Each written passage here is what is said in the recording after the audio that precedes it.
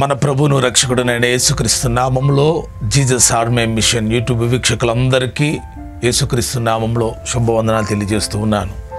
దేవుడు మనల్ని దీవించి ఆశీర్వదించునుగాక. ఈ యొక్క లెంట్ డేస్లో నిన్నటి దినాన మట్టల ఆదివారాన్ని గురించినటువంటి విషయాలు మనం తెలుసుకున్నాం. మనం పట్టుకోవాల్సింది ఖర్జూరపు మట్టలు కాదు, జీవవాక్యాన్ని చేతపట్టుకొని ప్రభు కొరకు మనము ప్రతి చోట నిలబడవలసినటువంటి దినాలు ఇవి. మట్టలు పట్టుకొని ఊరేగే దినాలు అయిపోయినాయి అవి. ఇప్పుడు మనం పట్టుకోవాల్సింది దేవుని యొక్క వాక్యాన్ని చేతపట్టుకోవాలి.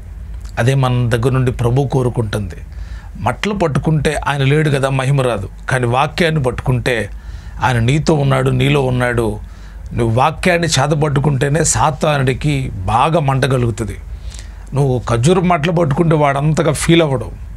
కానీ వాక్యాన్ని పట్టుకుంటే వాడు నీ మీద అటాక్ చేయడం ప్రారంభిస్తాడు.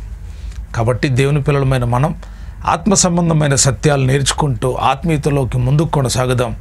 దేవుడు అట్టి ఆలోచన జ్ఞానం ప్రతి ఒక్కరికి అనుగ్రహించునుగాక. ఆమేన్. ఈ దినాన యేసుక్రీస్తు ప్రభువారు యెరూషలేమునకు సమీపించినప్పుడు యెరూషలేము పట్టణాన్ని చూసి ఆయన ఏడ్చాడు అని లూకా భక్తుడు రాశాడు. యెరూషలేము పట్టణాన్ని చూసి ఎందుకు యేసుక్రీస్తు ప్రభువారు ఏడ్చాడు, ఎందుకు ఏడ్చుంటాడు అని ఎప్పుడైనా ఆలోచించారా? యేసుక్రీస్తు ప్రభువారు అసలు ఎందుకు ఏడవాలి? ఆయన ఏడ్చినటువంటి సందర్భాలు 3 సందర్భాలు దైవ గ్రంథంలో మనకు కనబడతాయి. అయితే ఈ సందర్భం చాలా ప్రత్యేకమైనది. ఈ సందర్భం యొక్క ప్రస్తావన లూకా గారు రాశారు. ఈ ప్రస్తావనలో ఆయన ఆ పట్టణం విషయమై ఏడ్చి అని. వ్యక్తి గురించి ఏడవడం వేరు, వ్యక్తుల గురించి ఏడవడం వేరు, ఒక పట్టణాన్ని చూసి ఏడవడం వేరు. ఎందుకు పట్టణాన్ని చూసి ఏడుస్తూ ఉన్నాడు? వ్యక్తులు చూసినప్పుడు ఆ వ్యక్తుల గురించి కూడా ఏడుపు వస్తుంది. ఎప్పుడు అంటే ఆ వ్యక్తులకు జరగబోయే విషయాలు తెలిసినప్పుడు ఏడుపు వస్తుంది. కానీ యేసుక్రీస్తు ప్రభువారు అంత విజయోత్సాహంతో ప్రజలందరూ కూడా హోసన్నా హోసన్నా అని పలుకుతూ యెరూషలేముకు తీసుకొని వెళితే ఆ యెరూషలేమునకు సమీపించినప్పుడు ఆయన ఆ పట్టణాన్ని చూసి దుఃఖిస్తూ ఉన్నాడు. ఎందుకు ఏడుస్తూ ఉన్నాడు? పట్టణాన్ని చూసి యెరూషలేము పట్టణంకు ఆయన వెళ్ళి సంతోషంగానే కదా వెళ్ళింది. కానీ ఎందుకు ఏడ్చాడు? అసలు దైవ కుమారుడు దేవుడు ఎందుకు ఏడవలసి వచ్చింది? ఎప్పుడైనా ఆలోచించారా? ఆలోచించాలి కూడా. చాలాసార్లు మనము ఏదో చెప్పారు విన్నామని వెళ్ళిపోతాం. అలా కాదు. వాక్యంలో ఉన్న ప్రతి సత్యాన్ని గమనించాలి. యేసు ప్రభువారి యొక్క జీవితంలో ఉన్న ప్రతి అడుగును మనం పరిశీలన చేస్తే క్రీస్తు యొక్క పోలిక మనలో కలుగుతుంది. క్రీస్తు యొక్క స్వభావాన్ని మనం ధరించుకోగలుగుతాం. క్రీస్తు యొక్క అడుగుజాడల్లో మనం నడిచి వెళతాం. ఒకవేళ మనం ఆలోచించకుండా ముందుకు వెళ్ళిపోతానే ఉంటే, నామకార్థంగా ఏదో విని వెళ్ళిపోతూ ఉంటే దాని వలన మన ఆధ్యాత్మిక జీవితాలకు ఎటువంటి ఉపయోగం ఉండదు. గనుక ప్రభు బిడలైన వాళ్ళు, వాక్యం చదివేవాళ్ళు, దేవునితో సహవాసంగా ఉండేవాళ్ళు, పరలోక రాజ్యానికి చేరాలి అనుకున్న వాళ్ళు ప్రతి ఉపదేశాన్ని పరీక్షించాలి, ప్రతి వాక్య భాగాన్ని పరీక్షించాలి. మరి ప్రాముఖ్యంగా యేసుక్రీస్తు ప్రభువారి యొక్క జీవిత చరిత్రను ప్రతి క్రైస్తవుడు గుర్తెరుగుండాలి. ఆయన జీవితంలో జరిగిన ప్రతి సంఘటనను మదిలో నింపుకోవాలి, గుండెల్లో భద్రం చేసుకోవాలి. ఆయన ఎందుకోసం వచ్చాడో, ఆయన ఏ విధంగా భూమి మీద నిలిచి ఉన్నాడో, ఆయన మీద ప్రజల్లో కొందరు ఏ రీతిగా వ్యతిరేకంగా తయారయ్యారో, ఆయన చూపిన ప్రేమకు బదులుగా పగ ఎలా కలిగిందో ఎన్నో అద్భుతమైన విషయాలు. ఆయన చనిపోవడం, తిరిగి లేవడం, మరలా కనబడడం, ఇవన్నీ స్వార్థలో సంపూర్ణతలోకి మిమ్మల్ని తీసుకుని వెళ్తాయి. కాబట్టి ప్రతి విషయాన్ని క్రైస్తవ సహోదరులు తెలుసుకోవాలి. మీరు పరలోకం వెళ్ళాలంటే కంపల్సరీ తెలుసుకోవాలి. కాబట్టి జాగ్రత్తగా క్షుణ్ణంగా ఈ విషయాన్ని పరిశీలన చేద్దాం. దైవ జ్ఞానం కలిగి ప్రతి ఒక్కరు అర్థం చేసుకోవాలని ప్రభు పేరట మీకు మనవి చేస్తూ ఉన్నాను. యేసుక్రీస్తు ప్రభువారు ఆ పట్టణం విషయమై ఏడ్చి, ఎందుకు ఆ పట్టణం విషయమై ఏడుస్తూ ఉన్నాడంటే అక్కడున్నటువంటి వాళ్ళల్లో చాలామందికి తెలియదు ఆయన రక్షకుడు అని. ఆయన చేసిన అద్భుత కార్యాలు చూశారు. ఆయన మాట్లాడుతున్నప్పుడు ఆయన చూపించినటువంటి, ఆయన అగుపరిచినటువంటి జ్ఞానాన్ని చూసి వాళ్ళు ఆశ్చర్యచకితులయ్యారు. ఏంటి, ఇతడు వడ్లవాని కుమారుడు కదా, ఇతనికి ఎంత పాండిత్యం ఎలాగొచ్చింది, ఎంత జ్ఞానం ఎలాగొచ్చింది? సహజంగా చిన్న వయసులో అంత జ్ఞానంగా మాట్లాడగలిగాడు యేసుక్రీస్తు ప్రభువారు అంటే వారు అప్పటికీ గుర్తించాలి, ఈయన దేవుని యొక్క కుమారుడు అని, ఈయన మెస్సయ్య అని గుర్తించాలి. కానీ యెరూషలేములో ఉన్నటువంటి యూదుల్లో చాలామంది, యూదుల్లో అనేకులు, కొందరు ఆయన విశ్వసించినప్పటికీ, ఆయన కార్యాలు చూసి ఆయన నమ్మినప్పటికీ చాలామంది యూదులు ఆయనకు వ్యతిరేకతను చూపించారు. అంటే వ్యతిరేకతను అంటే ఆయన నమ్మలేదు, ఆయన మెస్సీగా నమ్మలేదు. ఆయన మీద చాలా అబండాలను, నేరాలను మోపారు. వారి యొక్క పరిస్థితి ఏ రీతిగా జరగబోతుందో, వారు రాబోయే కాలంలో యెరూషలేము పట్టణానికి ఏమి సంభవించబోతుందో అక్కడున్న ప్రజలకు తెలియదు.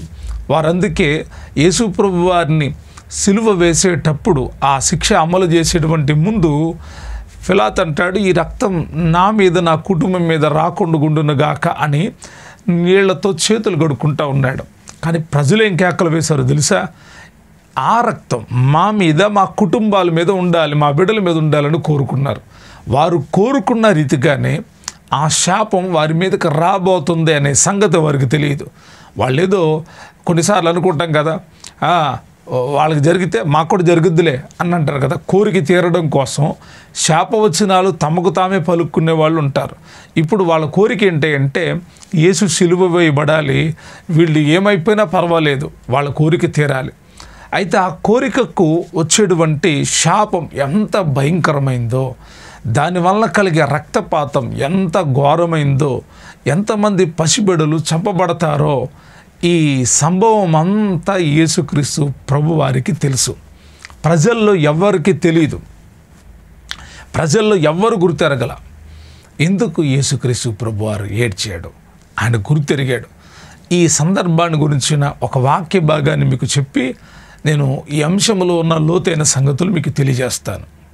లూకాసు వార్త 19వ అధ్యాయం 41వ వచనం, 42వ వచనం, 43, 44 వచనాలు చదువుతున్నాను.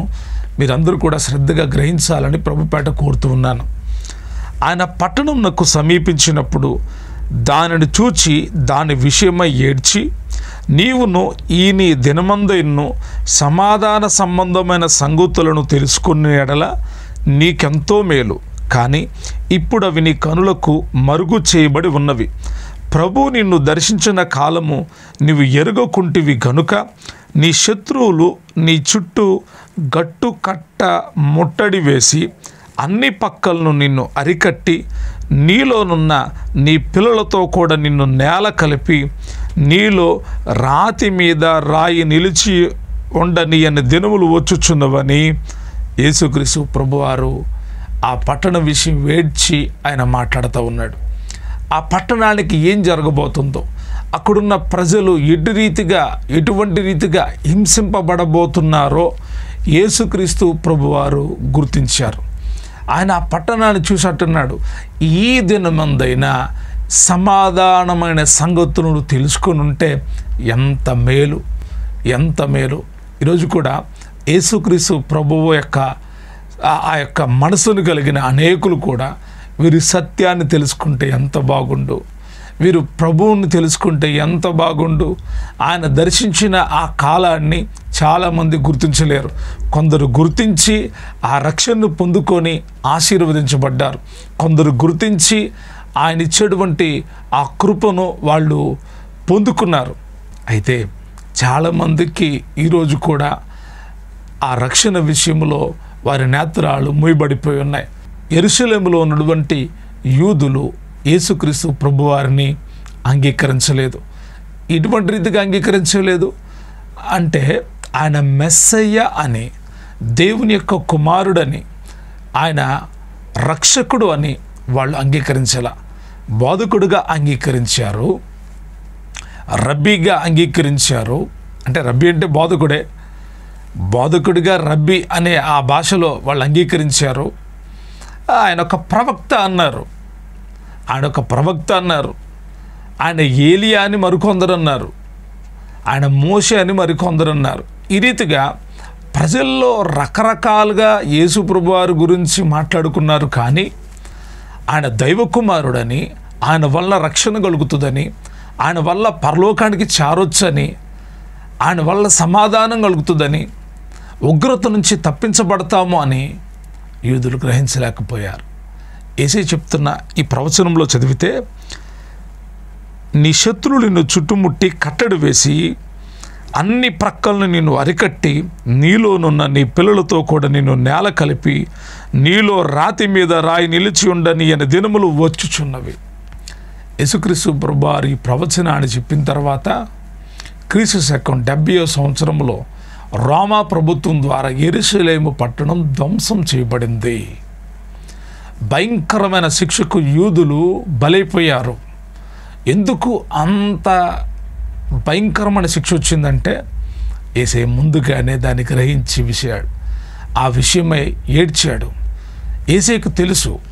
ఈరోజు కూడా క్రీస్తునందు ప్రియమైన దేవుని బిడ్డలారా, ఈ వాక్య సందేశం ద్వారా మీకు తెలియజేయాలనుకుంటున్న విషయం ఏంటంటే, మన యొక్క మనసులో ఊహించే ప్రతి ఊహ మనము తర్వాత కాలంలో ఏం చేయబోతున్నామో, లేకపోతే మన పరిస్థితి ఎలా మారబోతుందో యేసుక్రీస్తు ప్రభువారికి తెలుసు.